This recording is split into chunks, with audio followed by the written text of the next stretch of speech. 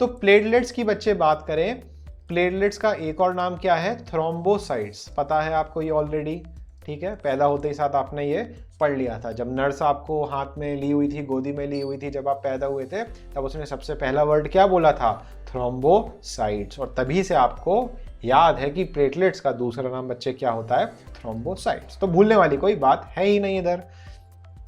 अब थ्रोम्बोसाइट्स या प्लेटलेट्स का जो फंक्शन है, दे हेल्प्स इन कोएगुलेशन, ठीक है, कोएगुलेशन ऑफ ब्लड। जो खून है, खून को कोएगुलेट, कोएगुलेट का मतलब होता है क्लॉट करना, ठीक है, क्लॉट करना, पपड़ी जमाना, या जो फ्लो होता है ब्लड का आपकी स्किन से जो खून निकलता है उसको रोकना। So that is basically called as coagulation, ठीक है। इंपॉर्टेंट टर्म है क्या बच्चे? कोएगुलेशन। तो अब प्लेटलेट्स है, इनका बेटा नंबर कितना होता है, क्या शेप है, क्या साइज है, ये सब आपको बुक में मिल जाएगा। मेन कंटेंट पर आते हैं अपन प्लेटलेट्स की, कि किस तरीके से क्लॉट का फॉर्मेशन होता है, ठीक है। सिंपल सी बात है, सभी बचपन में लगी होगी आपको, बचपन में क्या अभी भी लगती होगी, तब जो आपका टिश्यू है, चाहे वो स्किन हो, पैरों की स्किन हो, हाथों की स्किन हो, फेस की हो, कहीं की भी हो, वहाँ पे अगर टिश्यू इंजर्ड हो जाता है तो वहाँ पर खून निकल आता है। तो यहाँ पे एक चीज़ और बच्चे, एक केमिकल होता है जिसको बोलते हैं एंटीकोएगुलेंट। क्या बोलते हैं बच्चे? एंटीकोएगुलेंट। और उस एंटीकोएगुलेंट का जो नाम होता है, जो हमारी बॉडी में नेचुरल एंटीकोएगुलेंट प्रेजेंट होता है, उसको हम बेटा क्या बोलते हैं? हेपेरिन। मतलब यहाँ पे सिंपल सा क्वेश्चन है स्टूडेंट्स का जो होता है कि सर अगर हमारा जो प्लेटलेट्स है वो ब्लड को क्लॉट करता है, तो हमारी बॉडी के अंदर ब्लड क्लॉट क्यों नहीं होता है?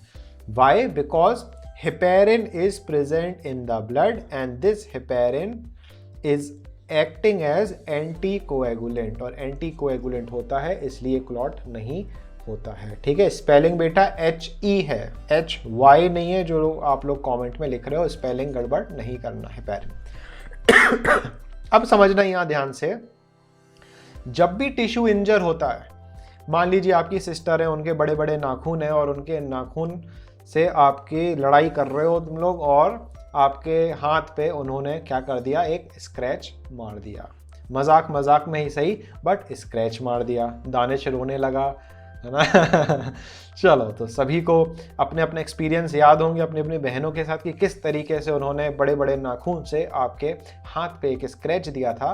तो वहाँ पे बच्चे क्या हुआ? जो टिश्यू था वो बच्चे क्या हुआ? इंजर। और जब भी टिश्यू इंजर होता है, हेपेरिन जो होता है, जो कि प्लाज्मा में प्रेजेंट होता है, वो हेपेरिन क्या हो जाता है? इनएक्टिव। मतलब कि अब एंटीकोएगुलेंट इनएक्टिव हो जाएगा और प्रोसेस शुरू हो जाएगा किसका?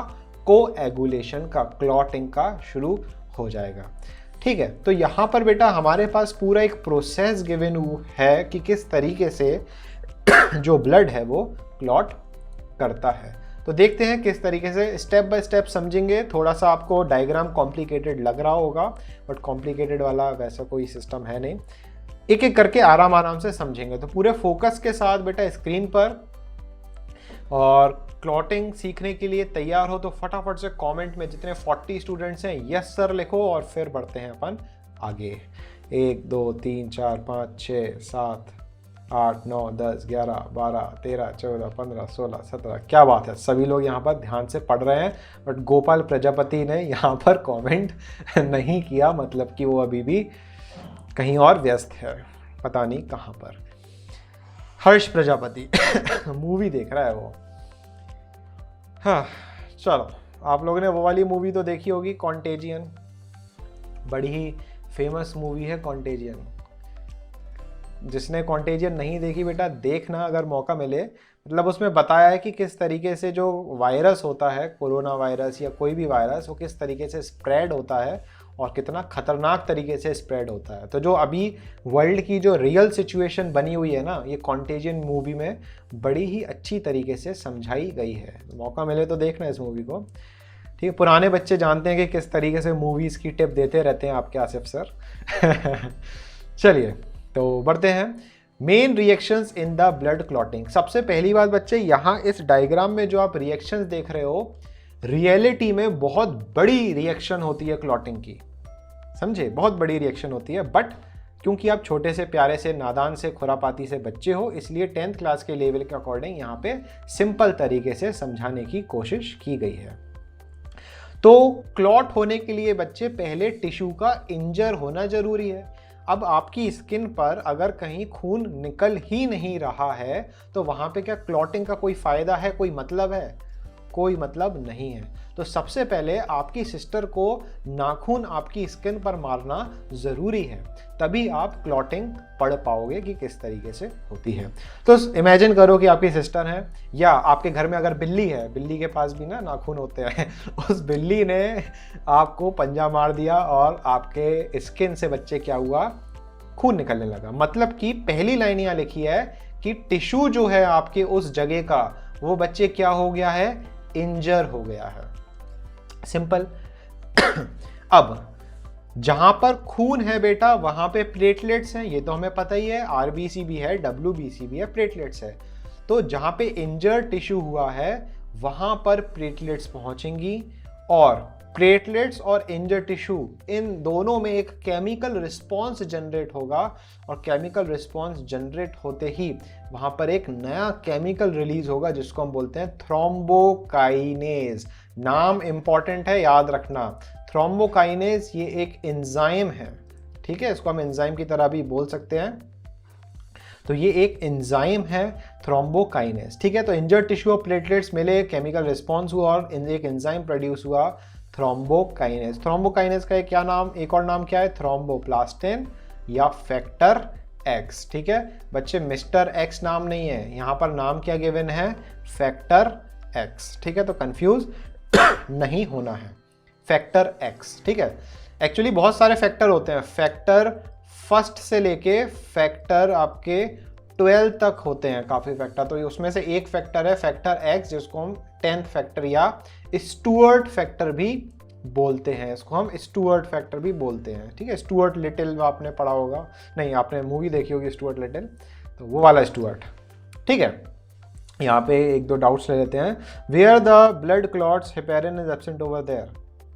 हाँ, जहाँ पे ब्लड क्लॉट करेगा वहाँ हेपेरिन नहीं होगा, बिल्कुल सही बात है सर। थ्रोम्बोप्लास्टिन बोर्ड में चलेगा, हाँ बोर्ड में पूछा जाएगा तो थ्रोम्बोप्लास्टिन लिखोगे या थ्रोम्बोकाइनेज लिखोगे, दोनों के लिए आपको सही मार्क्स मिलेंगे। बट स्पेसिफिकली अगर एंजाइम पूछा जाए कि name the enzyme which is produce, तो आपको काइनेज ही आंसर देना है, ठीक है। चांसेस हैं कि दोनों आंसर ही सही माने जाएंगे, बट मोस्ट प्रोबेबली आपको आंसर काइनेज ही देना जरूरी है, क्योंकि जहां पर भी एज लग जाता है वो एंजाइम का नाम बताता है।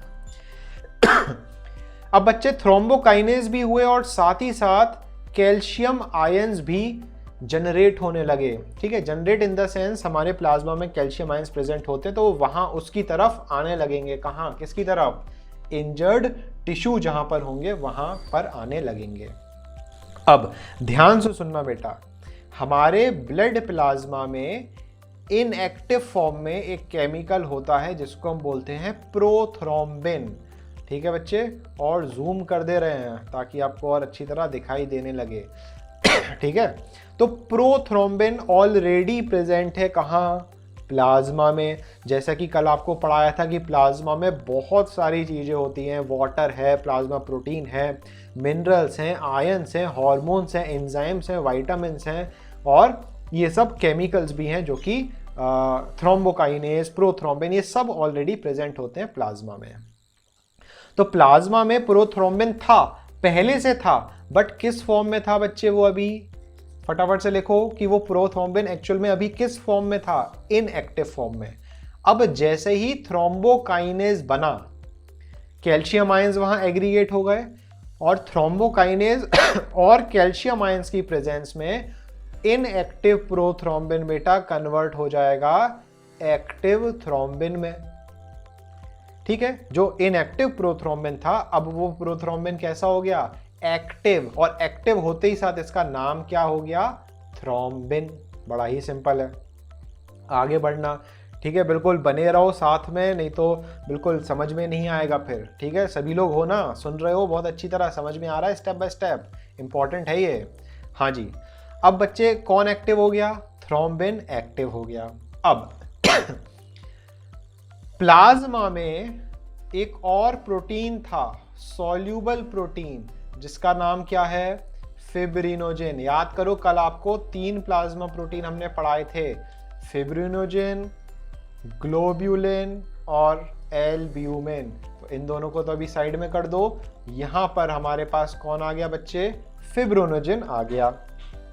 तो फिब्रिनोजेन अभी किस फॉर्म में है? सॉल्यूबल फॉर्म में है, थ्रोम्बिन और कैल्शियम आयन के प्रेजेंस में। किसके? थ्रोम्बिन यहां पर आएगा, कैल्शियम आयन के प्रेजेंस में सॉल्यूबल फिब्रिनोजेन कन्वर्ट हो जाएगा। सॉल्यूबल फिब्रिनोजेन कन्वर्ट हो जाएगा बच्चे इनसॉल्यूबल फिब्रिन में। समझ में आया यहां तक? अब ये इनसॉल्यूबल है बेटा, ब्लड में ये कैसा है? इनसॉल्यूबल, घुलेगा नहीं ब्लड में। और यही फिब्रिन एक नेटवर्क की तरह काम करेगा। जैसे मच्छरदानी होती है ना, मच्छरदानी का जो नेटवर्क होता है प्लास्टिक का, मच्छरदानी देखी है ना सभी ने, तो उसकी तरह काम करेगा। Forms a network of sticky thread along with the RBC and that is called as clot। ठीक है, समझना। जैसे कि ये जो है, ये हमने क्या बना दिया? नेटवर्क बना दिया। किसका नेटवर्क है ये?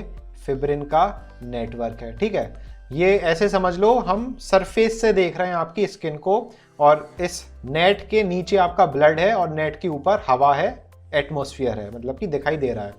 अब अंदर जो आरबीसी है, आरबीसी का साइज इस छोटे से नेट से थोड़ा सा क्या होगा?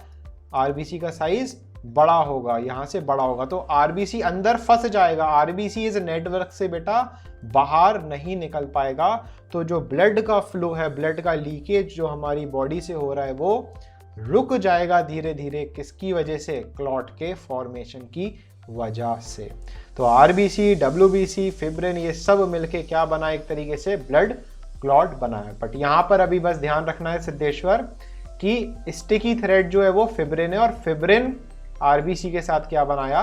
क्लॉट बनाया। ठीक है, यहाँ डब्ल्यूबीसी की बात नहीं करेंगे, कर भी सकते हैं बट अभी हाल फिलहाल जरूरत नहीं है।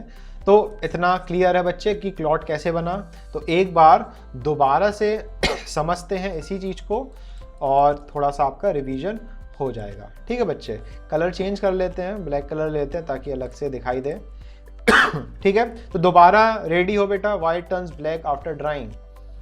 डेड होता जाता है ना बेटा हर पार्ट, और ब्लैक इसलिए हो रहा है क्योंकि वो एटमॉस्फेयर के कांटेक्ट में है। जैसे कि आपको पता है बेटा, जो हीमोग्लोबिन होता है, हीमोग्लोबिन में क्या होता है? आयरन, और वो जो आयरन ऑक्सीडेशन करता है तो वो ब्लैक कलर का, ब्राउन कलर का होने लगता है। ठीक है, ब्राउनिश कलर का होने लगता है, इस वजह से होता है। ठीक, जैसे सेब है, एप्पल है, एप्पल खाते हो है ना, तो एप्पल को अगर काट के खुला छोड़ दो तो क्या एप्पल वो येलोइश कलर का ही रहता है क्या?